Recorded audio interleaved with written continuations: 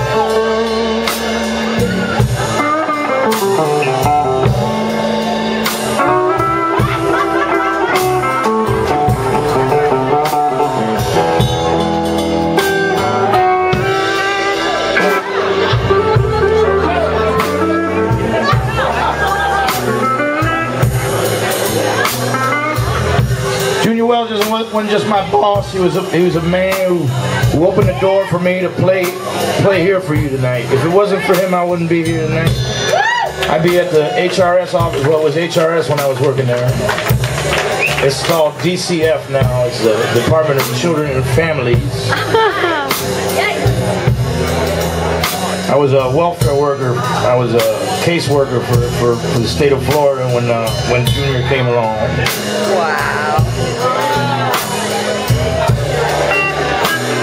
And he believed in me when I didn't believe in myself, and he took me out and showed me the world, and got to go to Europe with him, and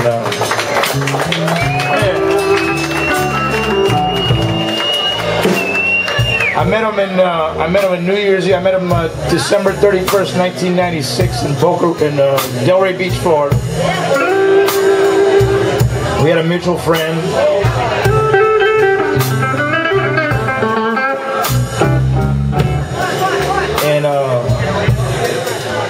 And Junior's road manager was there, and he said, I heard you could play some guitar. I said, yeah, a little bit. He goes, well, we're going to bring you up to play with Junior. It was the first time I ever played with him. And he said, but you better be good, because if you're not good, he's going to embarrass you on stage and call you all kinds of names and all this stuff. And I think the day before, I had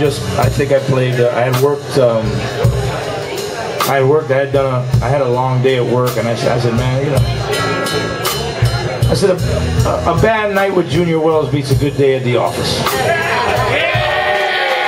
And I said, ain't nothing he can do to me is gonna, you know, because I worked, you know, that was a crazy job I had, man.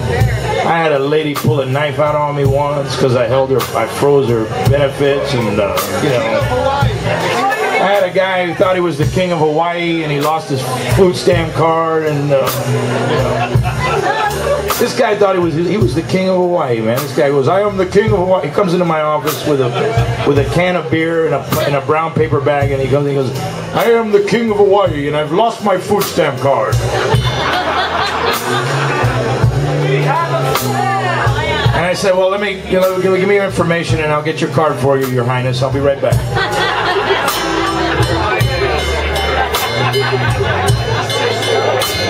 And, you know, people went mad. It was a rough job, you know. So I was ready for anything Junior would say. I mean, he wouldn't say anything any worse than anybody at the office would say. So we did like 4 or 5 songs with him, and it was like the greatest night of my life at the time. And I didn't know that the greatest night of my life was coming 3 months later.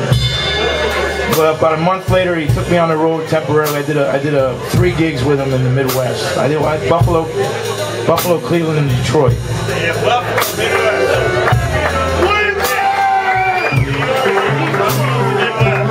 did the Lafayette Tap Room. No, I didn't. I did the Calumet City Cafe in Buffalo. Got drunk the first night, threw up all over Chippewa Street, and I tossed my cookies all over Chippewa Street. I thought I was going to get fired, and Junior was like, "Hey, you had a rough night, I heard. Oh, you had a rough night." And then we did Cleveland. We played in Cleveland at Wilbert's, and he finished the show. He closed out the night, and then he came up to me and said, "You're going to close out the night. You're going to sing a song." I said, "What are you, nuts? I'm not going on after you. I'm not doing it." He goes, "Do it or you're fired." I said, "Okay, I'll go right up there." And I did a song, and everybody seemed to like it. And like 3 days later, there was a review in the Cleveland Plain Dealer, and they mentioned me in it, and it was very nice. I went back home. I did Detroit. I went back home thinking I was never going to see him again, and he called me. His road manager called me and said, "Can you be in Chicago in 3 days to play with him?" And I said, "Let me think about it." "Yeah, okay, I will be right up." And I dropped it. I threw everything away. I went and I moved to Chicago. I stayed with my cousin. He just got married. He lived in a loft, and I snored my way out of that situation. I was there one night. Cousin said, "Yo, man, the old lady can't sleep, man. You gotta go, bro." So I stayed at this hotel, just like this transient hotel on Belmont by the Red Line, the Hotel Belmont. It was just right out of the Blues Brothers movie where the guy asked for the cheese whiz. That's exact. I spent a week in that place, man. Toilet paper on a chain, shared the bathroom with an ex-murderer on the other side of the toilet. Train rolled by every 20 minutes.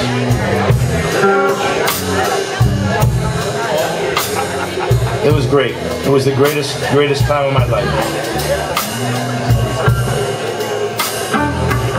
I was talking to this young lady about music, and she was telling me how you get your foot in the door. And I said, you can get your foot in the door a lot, but it gets slammed on a lot. And the only thing that keeps you doing it is the love of the music. And the love of playing for all you. And if it wasn't for Junior, I wouldn't be playing for you tonight. And I'm very grateful to him, and I miss him. And I love him, and I love you. So, let's do this song for Junior. Thank you, Junior.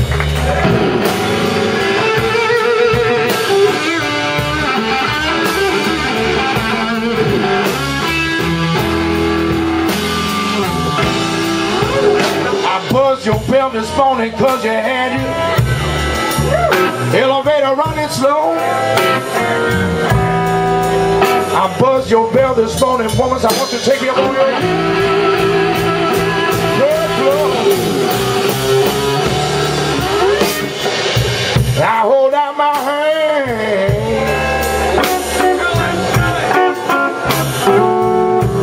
Lord, I'm trying to make my baby understand.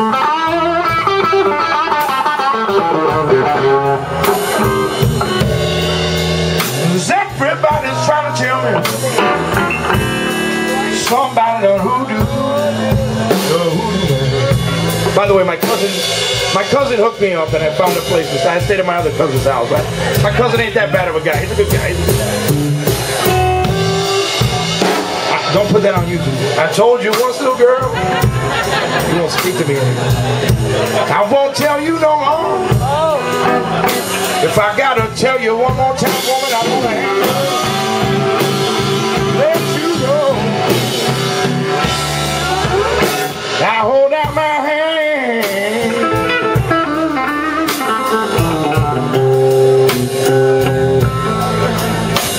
Lord, I'm trying to make my baby understand.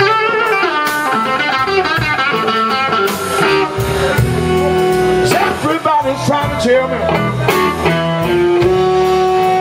somebody done hoodoo.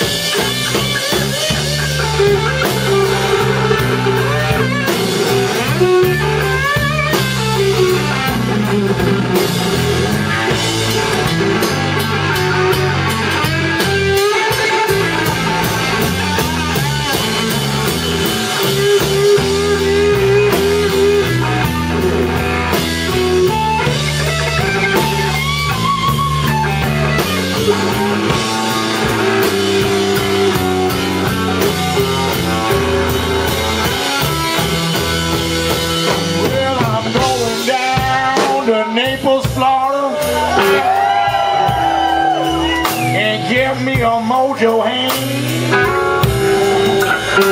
'cause my no good skis and woman don't never be for another man.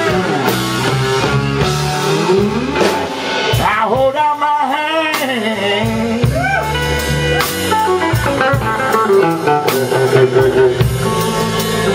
Lord, I'm trying to make my baby understand.